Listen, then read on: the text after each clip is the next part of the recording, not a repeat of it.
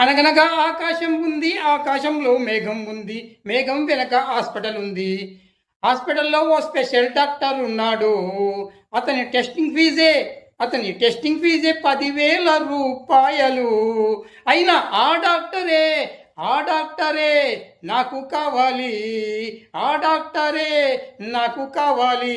ఒక అవినీతి ఆఫీసర్ను చంపేయడానికి ఆ డాక్టర్ నాకు కావాలి.